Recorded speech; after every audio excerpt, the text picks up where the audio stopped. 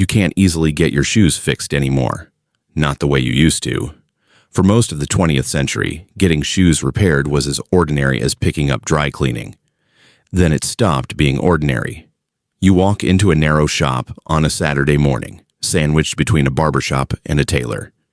The bell above the door jingles, not an electronic chime, an actual brass bell on a spring. The smell hits you immediately. Leather, shoe polish, rubber cement, and something sharp and chemical you can't identify. Behind a wooden counter, worn smooth at the edges, a man in a canvas apron looks up from a grinding wheel. The wheel is spinning, throwing off sparks as he presses a metal heel plate against it. The high-pitched whine cutting through the small space before he releases the pedal, and it winds down. He sets the heel plate on the counter. He wipes his hands on his apron and walks over. You hand him your work boots. The leather is scuffed but still good. The soles are worn nearly through at the ball of the foot, and the heels are ground down on the outside edges. He turns them over in his hands, running his thumb along where the sole is starting to separate from the upper. He presses it, and you can see the gap. He nods. New soles, new heels, 1 week. He reaches under the counter and pulls out a pad of yellow repair tickets, writes your last name in pencil, tears the ticket in half down a perforated line. You get 1/2. He tucks the other into the right boot and sets both on a wooden shelf behind him, already crowded with other people's shoes, each with a yellow ticket poking out. You come back the following Saturday, and he disappears into the back room and returns with your boots. The soles are thick black rubber, the tread deep and clean. The heels are level and solid, rebuilt with fresh rubber and new metal plates. You hand him $7. He opens a metal cash box under the counter, drops your bills in, counts out change from a divided tray. No receipt. You wear those boots for another 18 months. That's how shoe repair worked across the United States from the 1920s through the 1970s. It was neighborhood infrastructure, small shops, often just one person, sometimes a father working with a son learning the trade.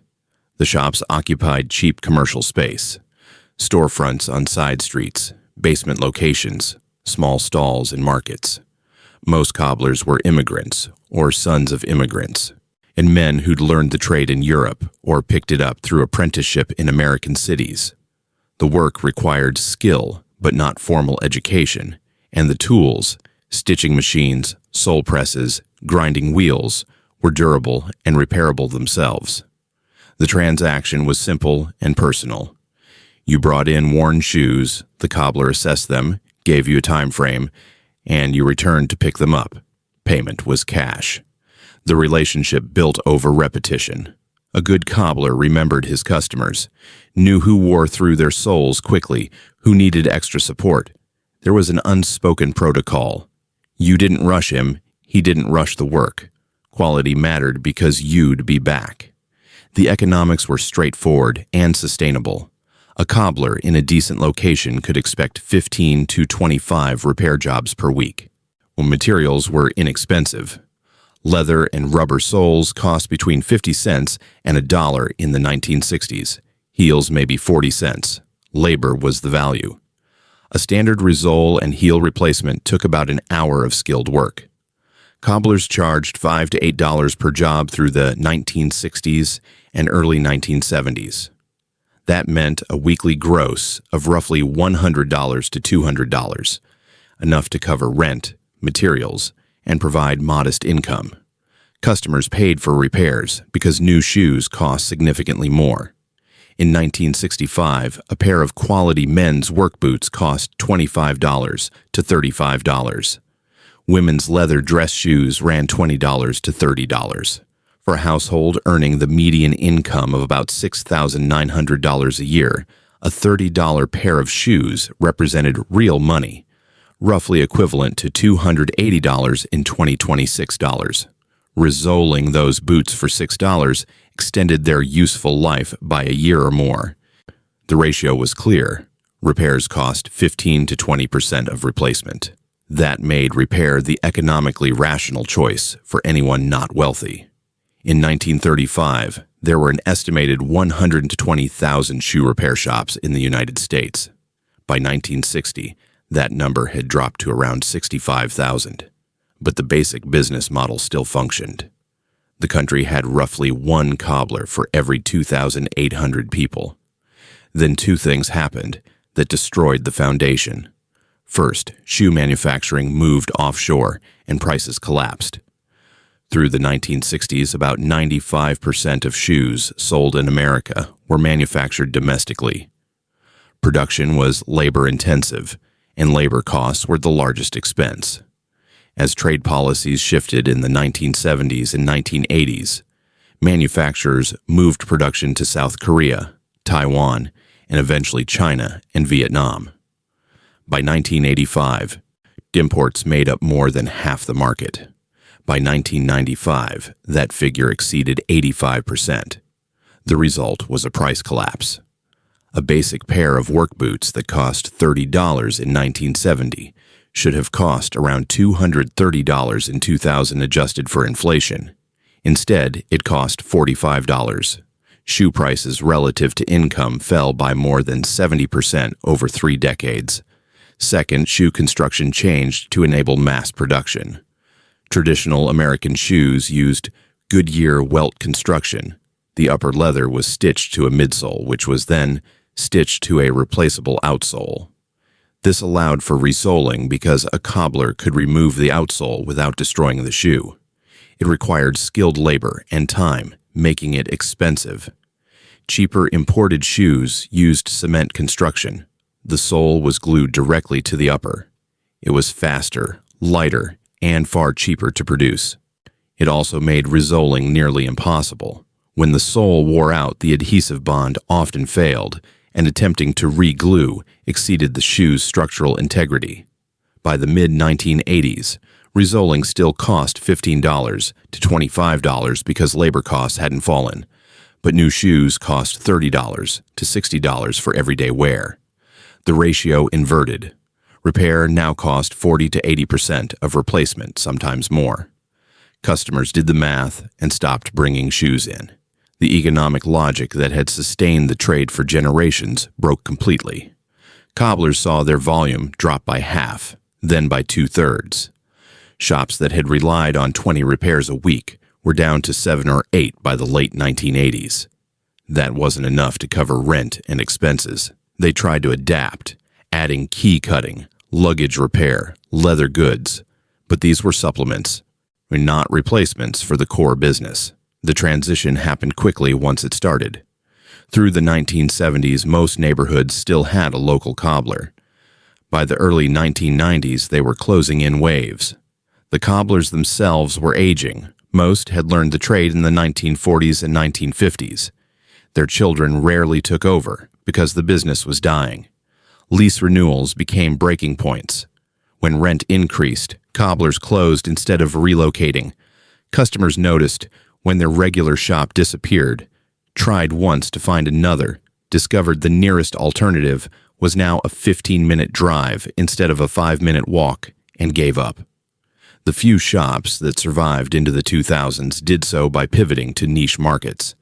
They served wealthy customers who still bought expensive dress shoes. $400 shoes justified a $75 resoling. They handled orthopedic modifications and custom work requiring genuine skill.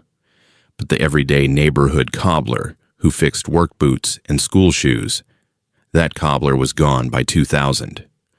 By 2010, fewer than 7,000 shoe repair shops remained in the United States, about 1 for every 44,000 people. Most cities had 2 or 3 shops total, but it wasn't just economics. It was the end of a particular relationship to objects and to labor. When you took your shoes to a cobbler, you were handing over something you wore every day, something that shaped how you stood and walked. The cobbler transformed them. He gave them back whole, functional, extended. There was care in that exchange, not sentimentality, but attention. He looked at your shoes and saw the specific way you wore them down. He knew you by your shoes before he knew your name. where that kind of recognition only happened through repeated face-to-face interaction over time. What disappeared wasn't just people who could resole shoes. It was a model of ownership, where you had fewer things, maintained them, and knew the people who maintained them. Shoes became semi-disposable. You bought them, wore them until they failed, threw them away, bought another pair. The cycle compressed from years to months. No one touched them but you. No one repaired them. No one knew your gait. The shift from repair to replacement reorganized the relationship between people and objects across almost every category of household goods. It wasn't just shoes. It was appliances, electronics, clothing, furniture. The post-war economy had been built on durability and maintenance. By the 1990s, it ran on replacement. Products were designed and priced so that repair became irrational. When labor is expensive and manufacturing is cheap, replacement wins. That logic reshaped assumptions. The old assumption was that valuable things should be maintained and repaired. The new assumption was that inexpensive things should be used and replaced. Ownership became lighter. You didn't need to know how things worked or who could fix them. You didn't need relationships with repair people. You just replaced things when they broke. That was easier in many ways. It was also more anonymous. The transformation was probably inevitable once the price ratios flipped. You can't ask people to pay more to fix something than it costs to buy new. The market responded rationally to changed conditions, but something was lost in that rationality, a texture of accountability, a knowledge of materials, a form of relationship that required repetition and recognition. You remember it, if you're old enough. You remember the sound of the grinding wheel winding down, the smell of leather and cement, the feel of the yellow ticket in your pocket. You remember the cobbler turning your boots over in his hands, nodding, telling you 1 week. That's gone now, not because people stopped valuing quality, but because the economic foundation shifted. If you remember that bell above the door, if you remember the yellow ticket or the smell of that shop, leave a comment. Tell us what you remember about your cobbler. That's the part only you know. And if you want to understand how other ordinary things disappeared, hit subscribe. You remember it, though. That matters.